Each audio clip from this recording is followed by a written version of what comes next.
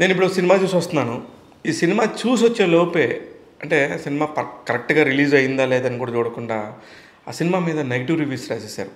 ఇదేంటి అనుకోని సినిమా లోపలికెళ్తే మనం వెళ్ళింది మాస్ మహారాజా రవితేజ సినిమాకి, శంకరాభరణం సినిమాకో, అడవిరాముడు సినిమాకో కాదు. ఆ సినిమాకి తగ్గట్టుగానే మైండ్ పెట్టుకొని వెళ్తే ఆ సినిమా ఎవరికైనా నచ్చుద్ది. అక్కడ డైరెక్టర్ కంటెంట్ ఏం చెప్తున్నారు, ఆ యాక్షన్ ఎలా ఉండింది, కొత్తగా ఏం చెప్పారు, అవన్నీ కూడా చూడొచ్చు ఏ సినిమాకైనా కూడా.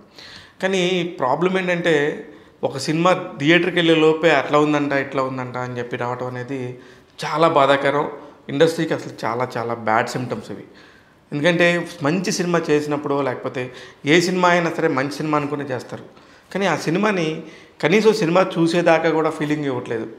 ఇకపోతే ఇప్పుడు నేను చెప్పబోయే సినిమా గురించి అందరికీ తెలుసు. ఆ సినిమా పేరు మాస్ జాతర. మామూలుగానే రవితేజ అంటే మాస్. బీసీ సెంటర్స్లో చాలా బాగా ఆడతాయి సినిమాలు. ఓకే, ఏ సెంటర్లో ఒక్కొక్కసారి మంచి ఎమోషనల్ పడినప్పుడు కానీ, కంటెంట్లో మంచి గ్రిప్ ఉన్నప్పుడు కానీ చాలా పెద్ద హిట్లుగా మలుచుకున్న సంగతి అందరికీ తెలిసే. అలాంటిది అసలుకి ఈ సినిమాలో అసలు ఏం స్టార్ట్ అవుతుంది, ఏమి అవుతుంది అనేది కూడా చెప్పకుండానే రకరకాల రూమర్స్ బయటకు వచ్చేసాయి. నా మటుకు నాకు మాస్ జాతర cinema it's a commercial pure entertainer. Pure commercial entertainers ఎలా ఉన్నాయో అలా ఉండింది సినిమా. కొత్తగా ఇక్కడ ఏం చెప్పారంటే, ఎప్పుడు కూడా పోలీస్ అనగానే మనకు రెగ్యులర్ పోలీసు తెలుసు, అన్యాయాన్ని అడ్డుకుంటాడని తెలుసు. కానీ ఒక రైల్వే పోలీసు ఒక డీల్ చేస్తే ఉండే కేసులు ఎలా డీల్ చేయొచ్చు అనే దాని మీద చాలా కొత్తగా డిఫరెంట్గా చూపించడానికి ప్రయత్నించారు. కానీ ఎలివేషన్స్ కానీ ఫైట్ సీక్వెన్స్లు కానీ ఇవన్నీ కూడా గతంలో రవితేజ గారు ఎప్పుడో చేసేసి ఉన్నారు. అందువల్ల కొంచెం అప్ అండ్ డౌన్స్ ఉండొచ్చు. కానీ సినిమాని ఓవరాల్గా కనుక రవితేజ సినిమా రిలీజ్ అయింది సరదాగా వెళ్ళి చూసుకొద్దామంటే మాత్రం ఇట్స్ ఎ ఫీస్ట్. ఎందుకు ఫీస్ట్ అంటున్నాను, ఫుల్ కలర్ఫుల్గా ఉంది, ఎక్కడ ఖర్చుకు వెనకాడలేదు. అక్కడక్కడ మంచి మంచి డైలాగ్స్, జోక్స్, అందరూ చాలా సింపుల్ కథ. చాలా సింపుల్ కథని ఆ 2 గంటల పాటు ఎలా నించోబెట్టారు, ఎలా కూర్చోబెట్టారు అనేది ఈ సినిమా. ఈ సినిమాకి సంబంధించి హైలైట్స్ ఏంటంటే ఆర్టిస్టుల నటన. అందరూ కూడా తమకున్న పరిధి మేరకు చాలా బ్యూటిఫుల్గా నటించారు. కానీ నాకు కెమెరా చేసిన వర్క్ మాత్రం చాలా చాలా బాగుంది. విధు అయ్యన్న చాలా పర్ఫెక్ట్గా చేశారు. అలాగే ఎడిట్ కూడా 2 గంటల 40 నిమిషాలు కాకుండా 2 గంటల 30 నిమిషాలు ఉంటే బాగుండేది. ఒక్క 10 నిమిషాలు అటు ఇటుగా అయినట్టుగా అనిపించింది. ఇకపోతే శ్రీలీల రవితేజ కలిసి చేయటం వల్ల ఒక ధమాకా సినిమా ఫీలింగు అంతమంది మనం చూసాము. ధమాకాలో కూడా ఇలానే ఉంటారు, ఇంత ఇంత హైపర్తో ఉంటారు కదా అన్న ఫీలింగ్ కూడా కలగవచ్చు. కానీ దానికి అన్నిటికీ కూడా బ్యాక్ స్టోరీస్ ఉన్నాయి. అట్లాగా చాలా కూడా మంచి మంచి ఎలిమెంట్స్ ఉన్నాయి.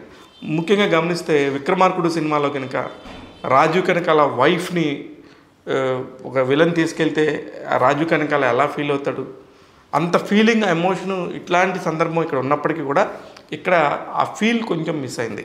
అలాంటి సీన్లు చాలా చాలా రకాలుగా బ్రేక్ త్రూ ఉన్నాయి. చాలా దగ్గర కూడా భలే ఉన్నాయి, వెరైటీగా కాన్సెప్ట్ ఉంది అనిపించే సీన్స్ ఉన్నాయి. కామెడీ ఉంది. ముఖ్యంగా కామెడీకి సంబంధించి హైపరాది నరేష్ గారు, శ్రీలీల, రవితేజ గారు ఎట్లాగో అతని బాడీలోనే కామెడీ ఉంటుంది కాబట్టి ఆయనకి తగ్గ కామెడీ ఆయనే చేసుకుంటా.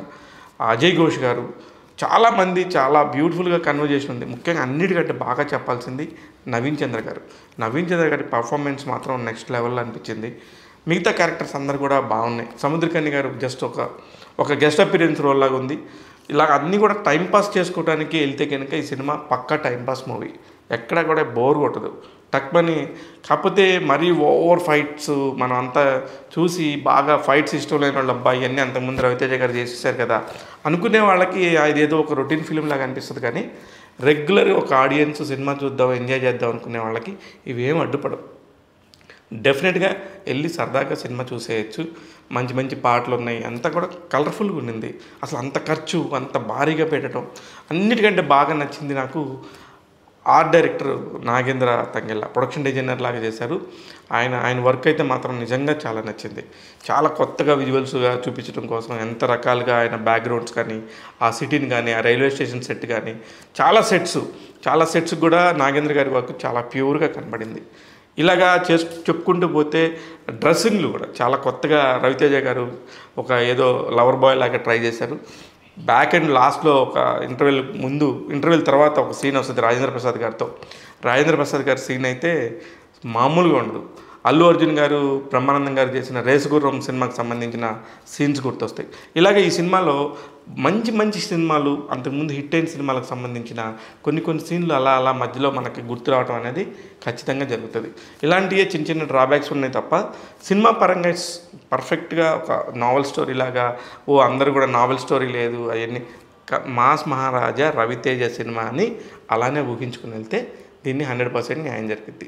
అదర్వైజ్ వెళ్ళకపోయినా పర్లేదు. ఇట్లా ఆలోచించాలి తప్ప అసలు ప్రతి సినిమాని కూడా మనం రిలీజ్ కాకముందు దాన్ని చంపేసేద్దాం, అసలు అందులో ఏం లేదన్నట్టుగా ఉంటే చాలా కష్టం. రివ్యూ రాసేవాళ్ళు కానీ రివ్యూలు మాట్లాడేవాళ్ళు కానీ ఒక సీన్ చేసి చూపిస్తే తెలిసిద్ది ఎంత కష్టం అనేది. ఇట్స్ నిజంగా అన్బేరబుల్. 90-70 కోట్లు 80 కోట్లు ఖర్చు పెట్టిన నిర్మాతలు ఇలాగ మనం రివ్యూలు రాయటం వల్ల ఆ సినిమాలని థియేటర్కి జనాన్ని పంపించుకుంటూ ఉంటే మనకేమొస్తుంది? చాలా అయితే తప్పు. నాకైతే సినిమాని ఎంజాయ్ చేశాను. ఇది నేను చాలా హానెస్ట్గా చెప్తున్నాను. మరీ దారుణంగా అనిపించి మాట్లాడుతున్నాను. ఇదంతా బాధ. రివ్యూస్కి దీనికి సంబంధం లేదు కానీ చాలా అన్యాయం. ఒక సినిమాని మనం నిలబెట్టలేకపోయాం కానీ చంపేద్ది అన్యాయంగా. ఎంత దారుణం. ఎక్కడెక్కడో అమెరికాలో ఎక్కడెక్కడో ఉండి దాక్కొని రాసేసి చాలా చాలా నీచం అండి అదైతే మాత్రం. నేనైతే తీవ్రంగా ఖండిస్తున్నాను దీన్ని. బాగున్న పాయింట్స్ అయ్యి ఉంటే చెప్పండి, బాగాలేని పాయింట్స్ అయ్యి చెప్పండి. అంతేగాని ఇది అసలుకి సినిమానే కాదు. ఇది మీరు ఎలా డిసైడ్ చేస్తారు? మనం ఎవరు డిసైడ్ చేయడానికి? ఒక సినిమా మార్కెట్లోకి వెళ్తున్నప్పుడు, ఒక సినిమాకి ఒక హీరోకి మార్కెట్ ఉన్నప్పుడు మనం ఎవరు డిసైడ్ చేయడానికి? చాలా తప్పది. అందుకనే మాస్ జాతర సినిమాకి సంబంధించి ట్యాగ్ తెలుగు ఇస్తున్న రేటింగ్ 2.75/5. నేను మీ శివ మల్లాల.